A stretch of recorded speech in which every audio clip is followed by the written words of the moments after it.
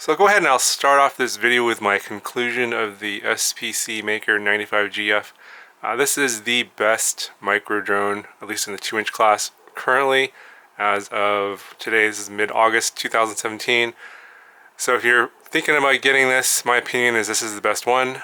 It'll save you a bunch of time in watching the video. Now, if you want to hear what some of my concerns are about this particular product and some of the things that they should probably fix, you should probably watch the rest of the video. So go ahead and I'll start off with what this comes with, and then we'll talk about why I like it and what I don't like about it. So it's 95 millimeters motor to motor, and it is a true X frame.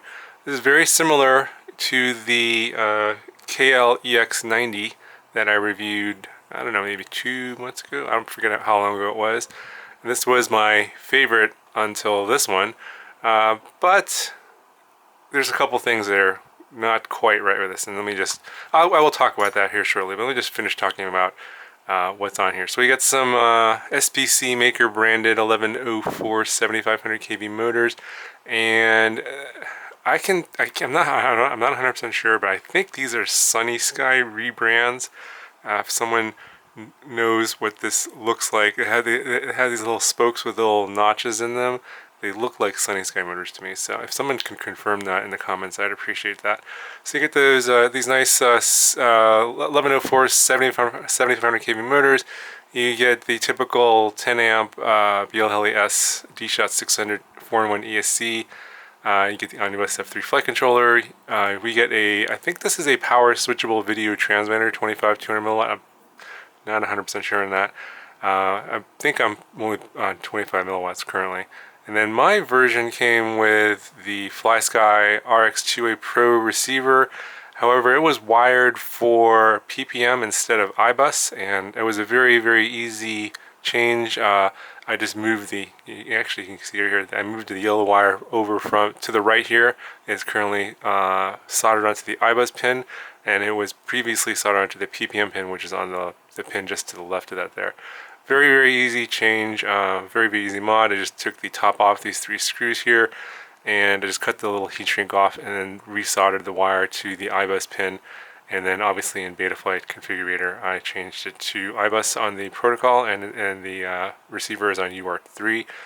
Other than that, I don't think there's any other mods that I did. Oh, well, there was one more. I'll talk about that in a second. In terms of the other receivers, I think there's a FlySky version and a DSM2 version. I'm pretty sure the FlySky version is wired for SBus. I'm not 100% sure on that, but I don't think there's any reason why they would wire that particular receiver on PPM. But for some reason they did that for the FlySky version. Very easy to fix, because I wouldn't fly with PPM on these FlySky receivers, because PPM doesn't work with failsafe, but iBus does. So if you're worried about failsafe, definitely switch it from PPM to iBus on this one. But it took me 5 minutes, very easy mod.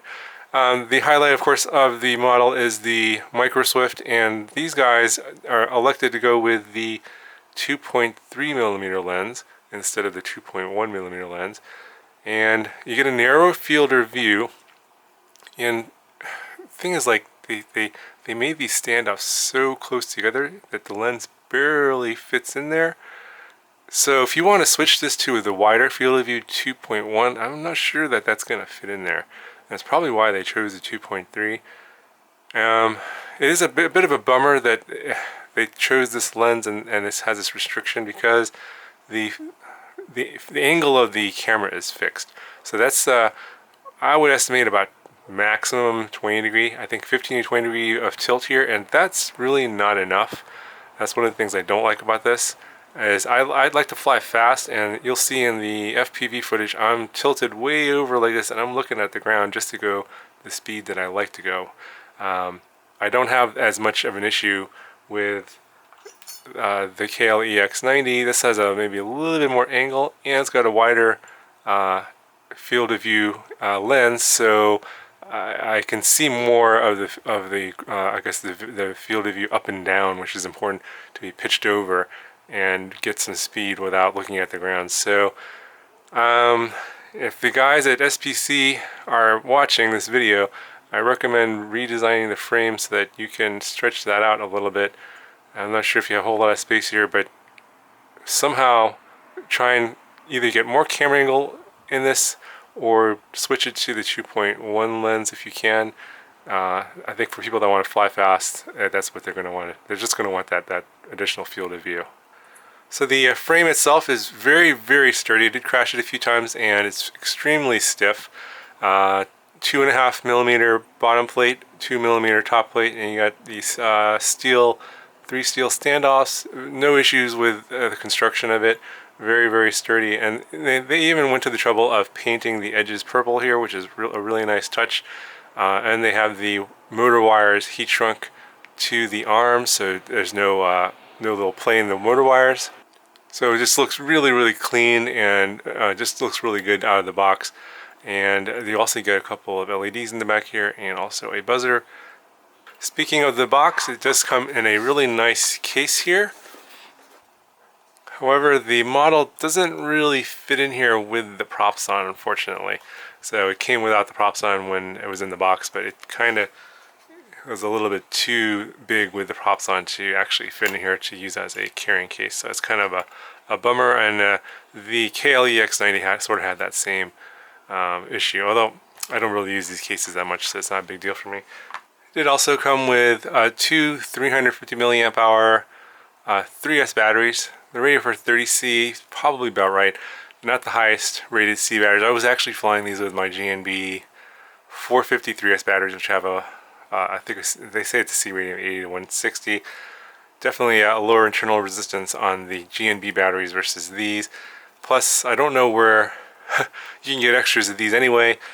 And on top of that, the flight times are kind of short if you're pushing the throttle a lot. I was getting like 2.5 minutes on these, and then as the voltage dropped to about 3 volts per cell, the thing the voltage sagged very, very quickly, and if you weren't nearby, you would just basically crash. So something to be aware of on these batteries. I actually flew most of my flights with the larger 450 3S battery from GNB. And they also came with the XT30 connector. Okay, so when I first took this out on the first maiden flight, I noticed that on the line of sight that there was a flutter or an oscillation, and it actually was a D-term oscillation to be specific, not a P-term oscillation.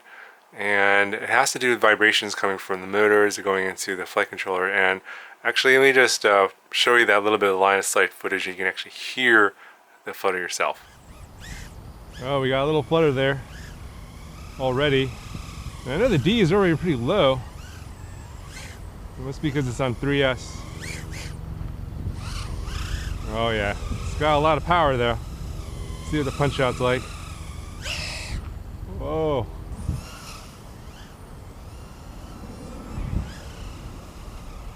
Let's try that punch out again. Yeah, that definitely is too much D gain. So even with the little bit of flutter there, it still did fly okay. Obviously, line of sight, you can't see what's going on with the video. Obviously, the vibrations were the source of the flutter. And so what I ended up doing was, later on, I actually soft mounted these motors here, and I'm not sure if it's going to come out on the camera or not. The little red TPU soft mounts here are actually installed. I actually use the same screws. The soft mount here, this is what it looks like here. This is ones I just printed off my 3D printer. I'll put a link to the Thingiverse file in the description. It's just 1 millimeter thick, so you don't have to change the screws. And then once I soft mounted the motors, the flutter went away. It sounded actually sounded totally fine after that. So that fixed the vibration problem. And it has to do with, the motors are hard mounted to the frame, and any little vibration would go to the flight controller, because the flight controller is also hard mounted to the frame as well. So it's very sensitive to the vibrations. On top of that, on the initial maiden and FPV flights, it was because of the vibrations and the D-term oscillation, which you could hear. It was actually sending vibrations into the camera as well, and that was causing some weird optical effects with this lens. Now I know that the initial run of these 2.3 millimeter lenses had some issues with the internal lenses vibrating around inside. And I think that they may not have completely fixed those issues, because before I had soft mounted the motors, I was seeing some of those little vibrations and some weird artifacts in the video. And let me just go ahead and I'll show you what that looks like right now. So I may have been mistaken in terms of calling this a vibration issue. You don't see really vibration in the video. There is a little bit from the oscillation, but there's this weird artifact on the right and the bottom, sort of like a dark shadow that kind of flutters in and out of the video. And that went away after I soft mounted the motors, but I don't know what the hell that is. Maybe it might have been some grass or something. I have no clue, but it's gone now, whatever what is. But this is the thing that I was talking about earlier. So those weird artifacts sort of initially led me to believe that maybe this lens was the defective one. However, after I soft mounted the motor and the vibrations went away, the video improved quite a bit, and you'll see that in the flight demo later. I didn't really see those artifacts in the second flight demo after I had fixed the vibration issues with soft mounting the motors. So it may be that the lens is more sensitive to a lot of vibration, but maybe not as much for a little bit of vibration. I'm not 100% sure. You could look at the FPV footage and judge for yourself. It seems like it was gone, so leaning towards just kind of leaving it alone and just chalking it up to the soft mounts, fixing the vibration issue. I don't know. It just seems like it's okay now. So all in all, I think this is probably the ideal 2-inch micro drone right now, with the couple of exceptions, the vibrations from the motors, which is easily fixed with some TPU soft mounts, and the fixed camera angle, which I don't like. Some of you guys that don't fly really fast probably won't care as much, but the fact that you're stuck with the 2.3mm lens and the fixed camera angle does bother me a little bit, but still doesn't take away the fact that this is probably the ideal micro drone that you want to build in sort of the under 100mm size. Obviously, you can go to like the other two-inch ones, like the King Kong Fly Egg, where you got the two side plates and stuff. They're a little bit bigger. You can go with obviously some bigger props as well. But if you're looking for something that you don't have to build, that comes pretty much ready to fly out of the box, this is the one to get.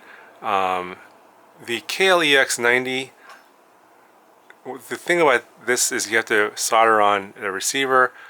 It doesn't come with a Betaflight OSD. This comes with a Betaflight OSD. There's a little bit more work to get this going in terms of tuning, in terms of configuring. It does come with the better camera lens. I like the 2.1 better, but it's got the same problem where the angle is fixed. But the angle here is a little bit better than on this model. The SPC Maker 95, you don't have to, almost have to do almost nothing. Now I'm going to show you a little bit of what I did with the Betaflight config. The PIDs and rates are pretty much spot on out of the box. They actually did some work in terms of the tuning, and these are not the default PIDs. So, you know, if you're looking for something, you just want to buy it, bind it to your Taranis or your FlySky radio, and just go fly. This is probably the one to get. Obviously, you're gonna, depending upon your particular frame and motors, you're probably gonna have to soft mount the motors. Not particularly difficult to do. You don't have to change the screws out. You just have to unscrew it, put the soft mount in, and then screw the motor back on, which is all I did. I think though that the issue then becomes how to obtain the TPU soft mounts if you don't have a 3D printer.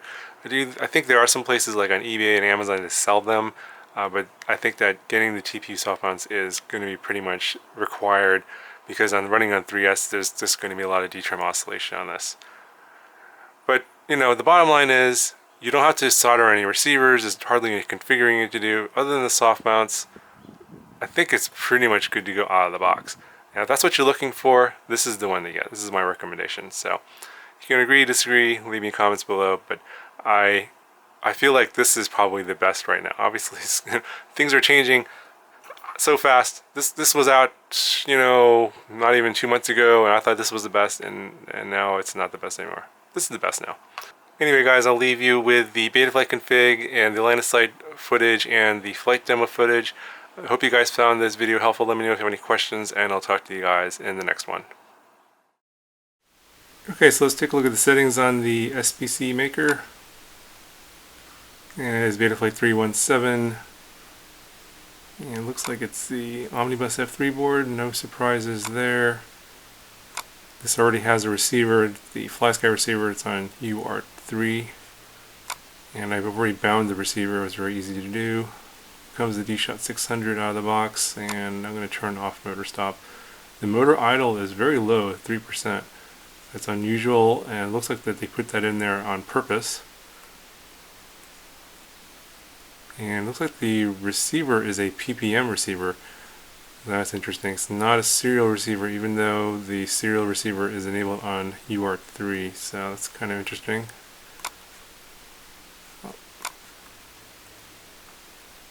And then going down further, LED strip is on. Black box will turn off, and SD card OSD is on. I'll turn off current meter. These look like the defaults. I'll lower this.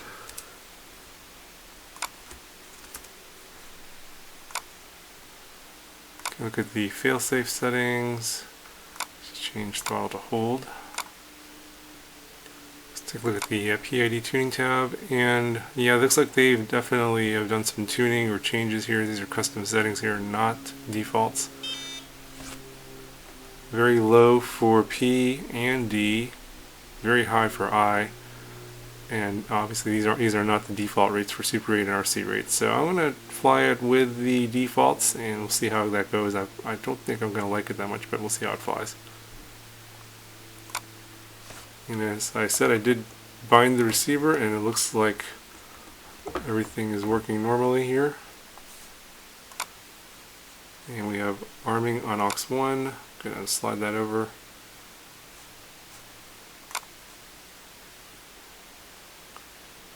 And then we'll go to the OSD, and I'm going to turn off all the stuff I don't normally use.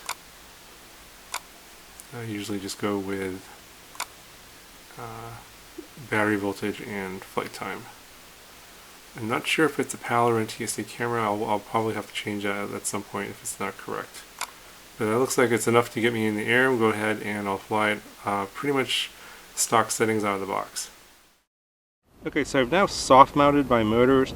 Hopefully the little oscillations, fluttering will go away from the D gain. I think the vibrations from the motors are going into the flight controller because it's hard mounted. There's no soft mount in the flight controller, so I'm hoping that this will fix the problem. So we'll take it up for a little line of sight flight and see how it does.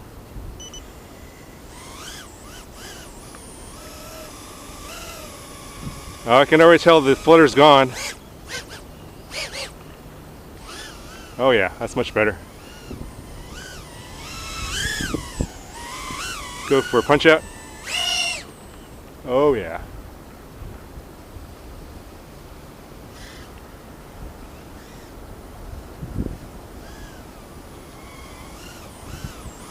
Do another punch out. Wow.